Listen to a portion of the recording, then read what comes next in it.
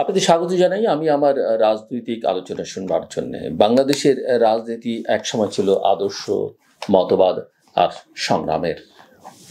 এখন যেন রাজনীতি হয়ে উঠেছে ব্র্যান্ডিং এর এক বিরাট মঞ্চ, যেখানে আদর্শের চেয়ে প্রতীকের সাউন্ড বেশি জরুরি। ঠিক যেমন সিনেমা হলের টয়লেট প্রক্ষালন কক্ষ থেকে ওয়াশরুম হয়ে যায়, কারণ ওয়াশরুম শুনতে ভালো লাগে। রাজনীতির মাঠেও মার্কা এখন প্রতীক হয়ে উঠেছে, কারণ সম্ভবত শুনতে ভালো লাগে। তবে শুধু শোনার ভালো লাগায় নয়, প্রতীক হয়ে উঠেছে এক একটা রাজনৈতিক ব্র্যান্ড, যার পেছনে আছে স্ট্র্যাটেজি, মনস্তত্ত্ব আর গণমানুষকে প্রভাবিত করবার নীরব যুদ্ধ। এই ব্র্যান্ড রাজনীতির তাজা উদাহরণ কাঁঠাল। এক কমিশনার প্রার্থী কাঁঠাল প্রতীক নিয়ে ঘরে ঘরে গিয়ে কাঁঠাল মুড়ি বিলি করলেন ভোটের সকালে। কাঁঠাল মুড়ি খেয়ে ভোটাররা গোপনে ভোট দিতে গেলেন আর জিতলেন সেই কাঁঠাল মার্কার প্রার্থী। নির্বাচনী রিটার্ন অন ইনভেস্টমেন্ট যদি মুড়ি কাঁঠালের মাধ্যমে হয়, তাহলে ব্র্যান্ডিং এর গুরুত্ব বুঝে নিতে হয় নতুন চোখে। হাতি মার্কা প্রার্থী তো আর সকাল সকাল কারো ঘরে হাতি পাঠাতে পারেন না। ব্র্যান্ডিং এর হাওয়ায় এখন ঢেউ তুলছে শাপলা। জাতীয় নাগরিক পার্টি এনসিপি চাইছে জাতীয় ফুল শাপলাকে দলীয় প্রতীক হিসেবে, সঙ্গে রেখেছে কলম ও মোবাইল। কিন্তু জনদৃষ্টি আটকে আছে শুধুই শাপলায়। এ যেন প্রতীক নয়, রাজনীতির নতুন রঙিন ফুল। অথচ এই শাপলা নিয়ে আছে ইতিহাস, আছে বিতর্ক।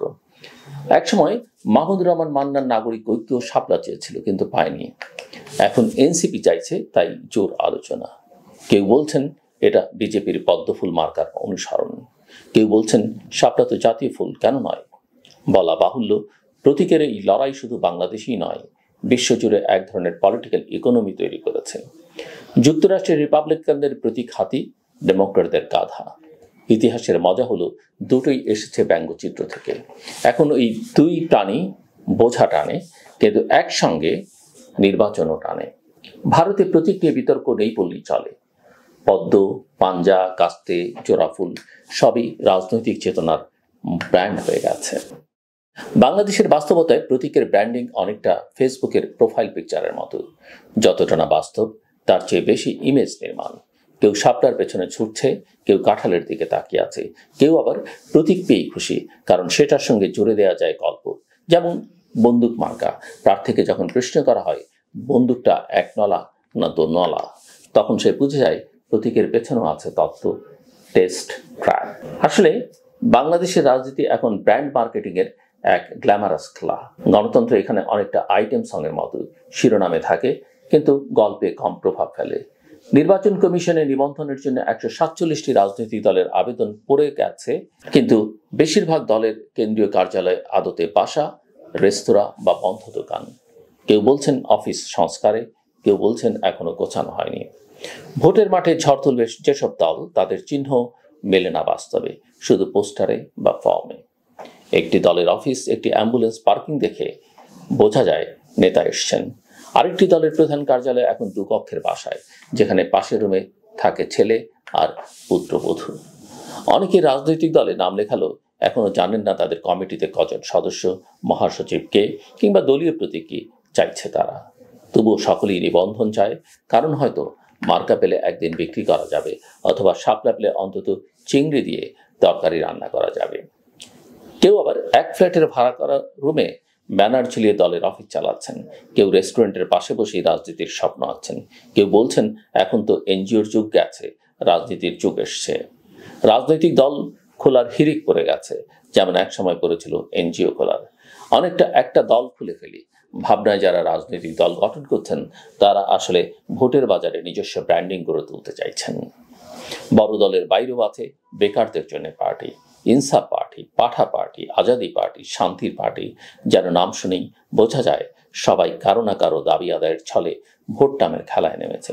এসব দলের ভেতর কেউ শূন্য ঘরে সাইনবোর্ড ঝুলিয়ে দেয়, কেউ ফেসবুক লাইভে নিজেরা নিজেদের প্রেস কনফারেন্স করে, অথচ বাস্তবে লোকজন জানেই না পাশের বাসায় একটি রাজনৈতিক দলের কার্যালয় আছে। এই বাস্তবতা যতই হাস্যকর মনে হোক, এটি আমাদের রাজনীতির নতুন রূপ। প্রতীক এখন শুধু ভোটে ব্যবহৃত একখানা চিহ্ন নয়, এটি একটি বেঁচে থাকার কৌশল, ক্ষমতার কল্পনাপ্রবণ মাধ্যম। কেউ মার্কা চায় খাদ্য নিরাপত্তার প্রতিশ্রুতি দিয়ে, কেউ মার্কা দিয়ে ভবিষ্যতের কনফিডেন্স তৈরি করে। মার্কা এখন শুধু প্রতীক নয়, এটি রাজনৈতিক বিনোদনের নতুন ব্র্যান্ড।